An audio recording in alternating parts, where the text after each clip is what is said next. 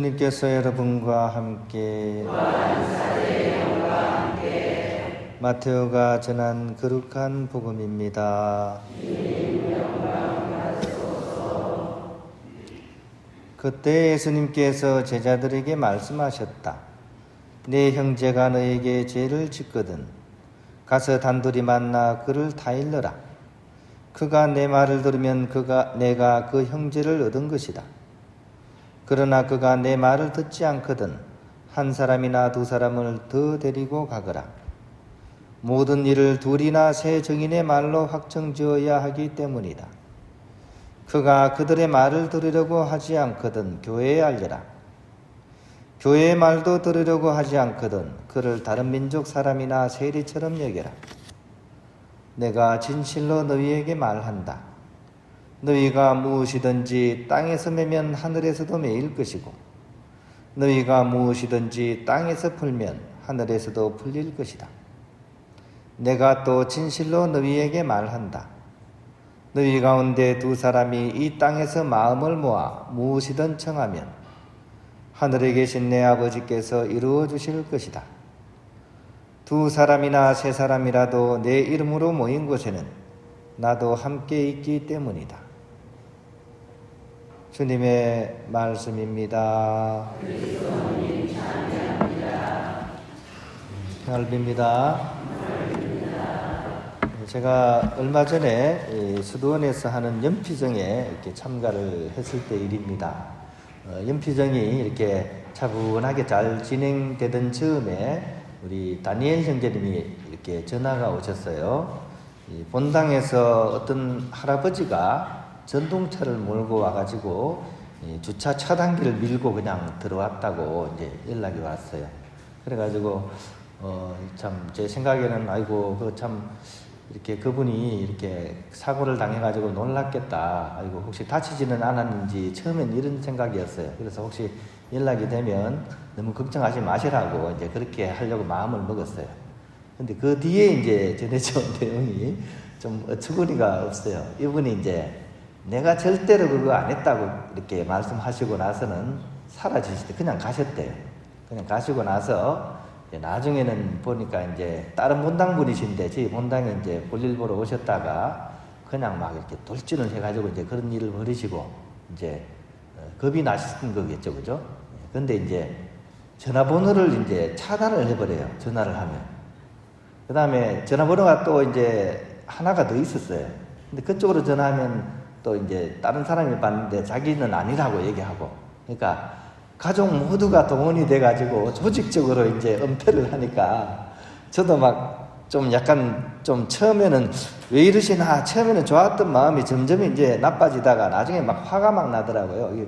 야, 이거 뭐 이런 경우에 어떻게 해야 되냐. 이제 친구 중에 이제 변호사를 잘 아는 친구가 있어가지고 전화를 한번 해봤어요. 이런 일이 벌어졌다. 어떻게 하냐. 그걸 뭐 걱정하냐. 그 CCTV에 있지. 있다. 그러면 경찰서에 신고하면 그냥 쉽게 해결된다. 그래서 이제 제가 고민을 하는 겁니다. 이 경찰서에 신고를 해야 되나 말아야 되나. 또 했다가는 또 그분은 어쨌든 그래도 성당에 다니는 분이니까 그거 한번 신고 받고 나면 이제 뭐 성당하고 끝나는 거지 않겠어요. 그죠? 그 사람의 신앙심도 좀 걱정이 되고 그래서 이제 고민을 이렇게 했었는데 아직도 고민 중이에요. 신고는 못하고 있습니다. 오늘 복음 말씀을 좀 읽어보고 어떻게 해야 될지를 좀 이렇게 하느님께 지혜를 구하면 좋겠습니다. 내 형제가 너에게 죄를 짓거든 어떻게 할 거냐. 단 둘이 만나서 일단 얘기를 해보라. 그러면 이제 말을 안 듣는다. 그러면 한 사람이나 두 사람을 더 데리고 가서 얘기해봐라. 그래도 안 되면 이제 교회를 통해서 얘기를 해보라. 그래도 안 되면 다른 민족이나 세리처럼 여겨라 하는 것이 오늘 복음의 말씀입니다. 일반적인 사회적인 인식에 견주어 볼 때는 굉장히 후한 편이죠. 그죠?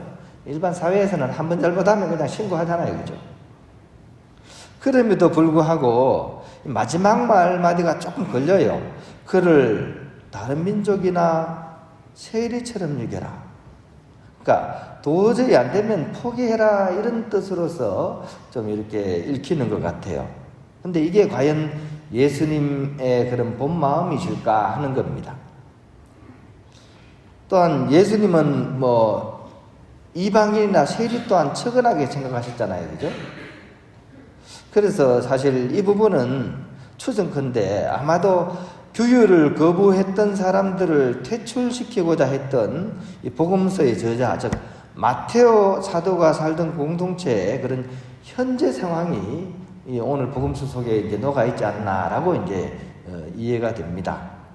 이렇게 그러니까 이제 그 공동체에서도 그런 어려움이 있었고 이 사람을 과연 공동체에 둘 건지 말 건지 이때는 이 사람들이 막 고발도 하고 했거든요. 그러면 신자들 다 붙잡혀 가잖아요. 그러니까 위험하기도 하니까 이제 퇴출을 시키기 위한 어떤 안전장치로서 오늘 복음이 그런 내용을 좀 담고 있는 것 같아요. 그럼에도 불구하고 사실 오늘 복음의 위치상으로 볼 때 이 말씀은 무조건적인 용서와 사랑을 얘기한다는 거죠.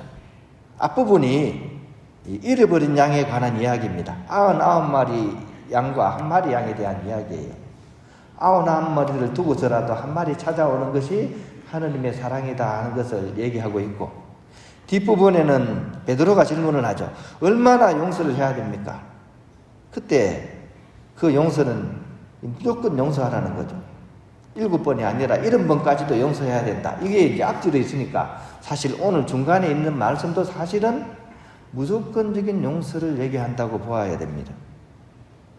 그런 의미에서 오늘 복음을 마음에 새기기 위해서는 먼저 우리 스스로가 이 99마리가 아니라 길 잃은 1마리 양의 입장에 나 자신을 놓아둘 수 있어야 됩니다.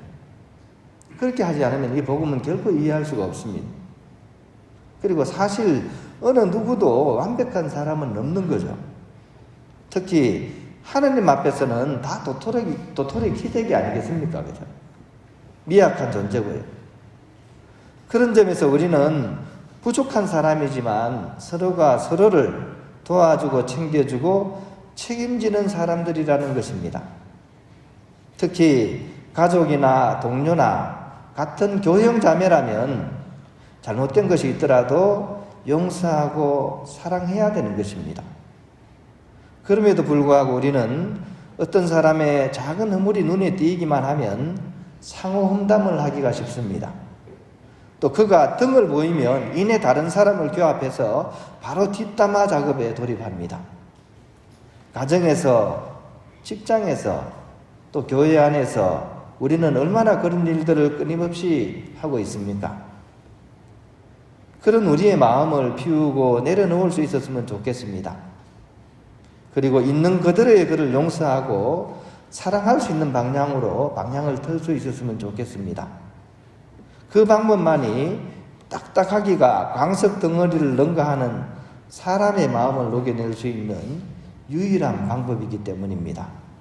즉, 그 딱딱한 쇳덩어리를 주먹으로 깨려고 하면 주먹만 깨지죠, 그죠? 결국 용광로 같은 마음만이 광석 덩어리 같은 마음을 녹여내어서 참으로 유용한 사람으로 거듭나게 이끌기 때문입니다. 그러기 위해서 우선적으로 해야 될 작업이 있습니다. 그것은 다름 아닌 나 자신을 먼저 받아들이고 사랑할 수 있어야 됩니다.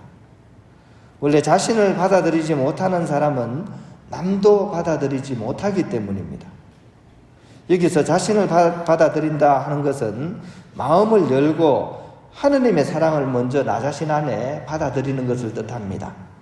오늘 우리가 들었던 이 독서에 빚을 져도 사랑의 빚을 지라 한 말씀이 오늘 이 독서에 나옵니다. 즉 다람쥐 쳇바퀴 돌듯이 내가 나를 판단하고 저울질하는 그런 삶의 습성을 우리가 그만두고 있는 그대로의 나를 사랑하고 계시는 하느님의 사랑을 충분히 빚지라는 그런 말씀입니다. 그렇게 하게 될 때 우리는 다음과 같은 시를 읽을 수가 있는 거죠. 이 시가 우리들의 시가 아마 될 수 있습니다. 내가 기대한 만큼 채워지지 않는다고 초조해하지 마십시오. 믿음과 희망을 가지고 최선을 다하는 거기까지가 우리의 한계이고 그것이 우리의 아름다움입니다. 누군가를 사랑하면서 더 사랑하지 못한다고 애태우지 마십시오. 마음을 다해서 사랑하는 거기까지가 우리의 한계이고 그것이 우리의 아름다움입니다. 누군가를 완전히 용서하지 못한다고 부끄러워하지 마십시오. 아파하면서 용서를 생각하는 거기까지가 우리의 한계이고 그것이 우리의 아름다움입니다. 모든 욕심을 버리지 못한다고 괴로워하지 마십시오. 날마다 마음을 비우면서 괴로워하는 거기까지가 우리의 한계이고 그것이 우리의 아름다움입니다. 빨리 달리지 못한다고 내 발걸음을 아쉬워하지 마십시오. 내 모습 그대로 부지런히 걸어가는 거기까지가 우리의 한계이고 그것이 우리의 아름다움입니다. 세상의 모든 꽃과 잎은 더 아름답게 피지 못한다고 안달하지 않습니다. 자기 이름으로 표현한 거기까지가 꽃과 잎의 한계이고 그것이 세상의 아름다움입니다. 개똥초도 그죠? 그 자체로서 아름답다는 그런 얘기겠죠. 이런 우리 자신과의 화해와 용서, 즉 하느님 사랑을 비치는 것을 기초로 해서 우리는 보다 큰 이웃 사랑으로 나아갈 수 있게 될 것입니다. 이웃을 용서하고 사랑하는 것, 특히 왼수 같은 사람을 용서하고 사랑한다는 것, 이것은 말은 쉽지만 정말 어려운 일입니다. 하지만 어려운 그만큼 이 험하고 메마른 세상에 그 영향력은 더욱 큰 법이고 그 향기는 더 깊은 것이지 않겠습니까? 참으로 분명한 것은 오늘 복음 두 번째 단락에 나오는 말씀입니다. 내가 땅에서 풀면 하늘에서도 풀려 있을 것이라는 말씀입니다. 우리 안에서부터 먼저 우리가 풀 수가 있어야 됩니다. 한국 사람들이 유독 많이 앓는 병이 있습니다. 화병이죠, 그죠? 내 가슴 속에 답답하게 올올이 꼬여있는 이 실타래를 메고 또 맬 것이 아니라 하느님께 그 실마리를 내어드리고 그분께서 한올 한올 풀어낼 수 있도록 맡기는 것, 이것이 우리가 해야 될 그런 첫 번째 작업인 것 같습니다. 저도 그런 차원에서 앞에서 말씀드렸던 그 우리 전동차 할아버지 주님께 맡기고서 그만 단죄하기를 오늘 결심하는 오늘 하루였으면 좋겠습니다.